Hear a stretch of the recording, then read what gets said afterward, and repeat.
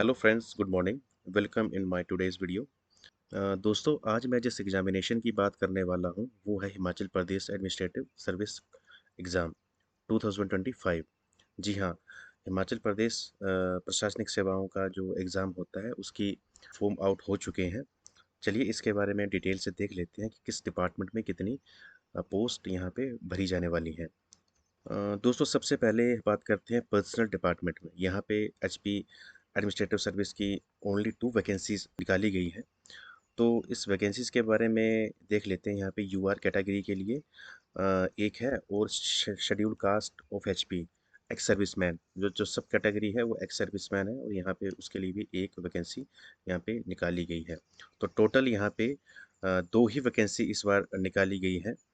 उसके बाद दूसरी वैकेंसी की बात करें तो यहाँ पे रूरल डेवलपमेंट, ग्रामीण विकास जो विभाग है उस पे यहाँ पे block development officer, class 1 gazetted officer की ये वैकेंसीज निकाली गई हैं। और यहाँ पे आप देख सकते हैं कि टोटल 9 वैकेंसीज यहाँ पे रिक्रूट हुई हैं।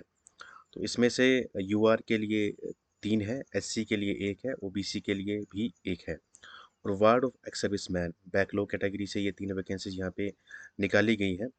और जो पर्सन विद डिसेबिलिटीज़ हैं उनके लिए भी यहाँ पे एक वैकेंसी निकाली गई है। तो टोटल रूरल डेवलपमेंट में बीडीओ के लिए यहाँ पे 9 पोस्ट यहाँ पे निकाली गई है। उसके बाद बात करते हैं रेवेन्यू डिपार्टमेंट में। यहाँ पे तहसीलदार क्लास 1 गजेटेड ऑफिसर के लिए निकाली गई है। इसमें भी 9 वैकेंसीज यहाँ पे निकाली गई हैं। तो इसमें यूआर के लिए यहाँ पे 4 हैं, एससी हो एचपी यहाँ पे 2 वैकेंसीज हैं, ओबीसी के लिए यहाँ पे 1 है, और वार्ड ऑफ एक्स सर्विसमैन के लिए यहाँ पे 1 है, और वार्ड ऑफ फ्रीडम फाइटर यहाँ पे उनके लिए भी 1 वैकेंसी निकाली गई है। तो टोटल सभी को मिला के यहाँ पे 9 वैकेंसीज तहसीलदार के लिए यहाँ पे निकाली गई है। उसके बाद बात करते हैं state tax and excise, assistant commissioner state tax and excise, ये भी क्लास 1 ऑफिसर की है। तो यहाँ पे इनके लिए इस डिपार्टमेंट में यहाँ पे 10 वैकेंसीज निकाली गई। तो यूआर के लिए 5 है, एससी के लिए 1 है, ओबीसी के लिए 1 है, और ईडब्ल्यूएस के लिए यहाँ पे 1 वैकेंसी यहाँ पे निकाली गई है, और एक्स सर्विसमैन के लिए भी यहाँ पे 1 है, और वार्ड ऑफ फ्रीडम फाइटर यहाँ पे उनके लिए भी 1 है। बात करें इसेंशियल क्वालिफिकेशन की, तो यहाँ पे बैचलर डिग्री होनी चाहिए किसी भी रिकॉग्नाइज्ड यूनिवर्सिटी से। एज लिमिट की बात करें तो यहाँ पे 21 ईयर्स से 35 ईयर्स तक एज आपके होनी चाहिए। और जो एज का रिलैक्सेशन मिलता है, जैसे एससी एसटी के लिए 5 ईयर्स का है, और यहाँ पे वो एज पर गवर्नमेंट रूल उनको ऐसा मिल जाएगा।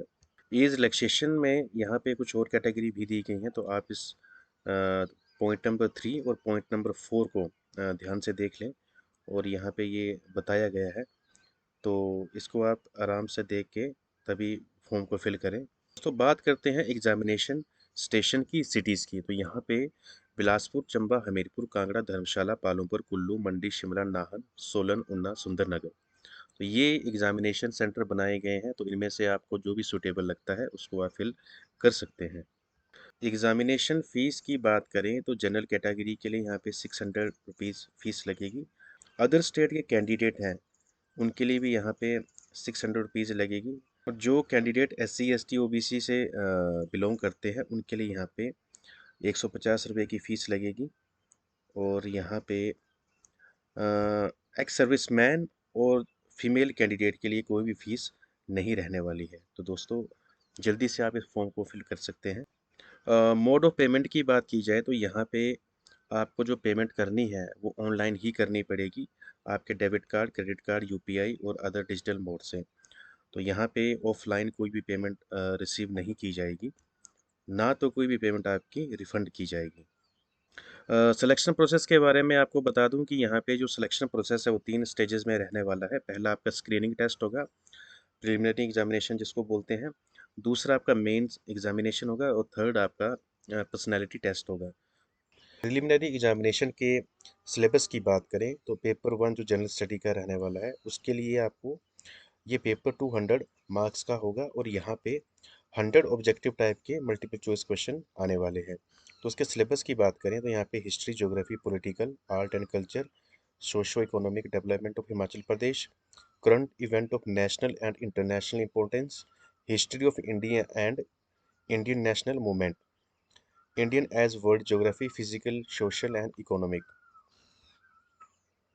Geography of India and world, Indian polity and governance, constitution, political system, panchayati raj, public policy, right issues etcetera, economic and social development, sustainable development, poverty, inclusion, demographic, social sector initiative etcetera, general issue, environment, ecology, biodiversity and climate change that do not require subject specialisation, general study. तो ये सारे जो subject हैं ये आपके general study paper 1 में आने वाले हैं।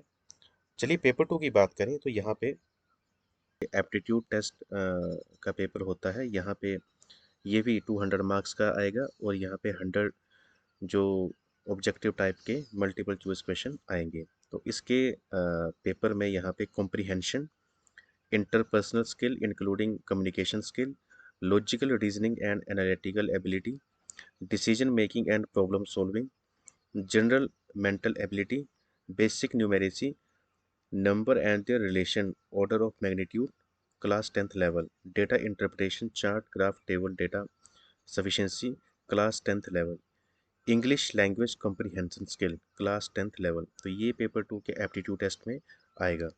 कैंडिडेट के लिए दोनों पेपर में अपीयर होना ज़रूरी है। अगर वो किसी एक पेपर में अपीयर नहीं हो पाता है तो वो डिस्क्वालीफाई कर दिया जाएगा। प्रिलिमिनरी एग्जामिनेशन का जो पेपर 2 है, एप्टीट्यूड टेस्ट जिसको बोलते हैं, वो आपका क्वालिफाइंग नेचर का होगा और आपके मार्क्स तभी जुड़ेंगे अगर आप पेपर 1 में पहले मेरिट में आएंगे उसके बाद। दोस्तों मेन एग्जामिनेशन की बात करें तो यहाँ पे कुछ कंपलसरी सब्जेक्ट होते हैं और कुछ ऑप्शनल सब्जेक्ट आपको लेने पड़ते हैं। तो कंपलसरी सब्जेक्ट में आपके देख सकते हैं यहाँ पे जो पेपर 1 है इंग्लिश का है 100 मार्क्स का, पेपर 2 हिंदी 100 मार्क्स का, पेपर 3 एसए 100 मार्क्स का, पेपर 4 जनरल स्टडी 1 200 मार्क्स का, पेपर 5 जनरल स्टडी 2 200 मार्क्स का, पेपर 6 जनरल स्टडी 3 200 मार्क्स का। उसके बाद पेपर 7 पेपर 8 तो जो है वो ऑप्शनल है, वो भी 100 मार्क्स के यहाँ पे होंगे। पेपर 7 और पेपर 8 जो है ऑप्शनल जो सब्जेक्ट हैं उसके बारे में देख लेते हैं यहाँ पे कौन कौन से रहने वाले हैं। तो यहाँ पे ऑप्शनल सब्जेक्ट आप हैं कि Indian history, political science and international relation, mathematics, statistics, economics, commerce and accountancy, chemistry, botany, geology, philosophy, law, sociology, public administration, management, geography, agriculture, mechanical engineering, electrical engineering, civil engineering,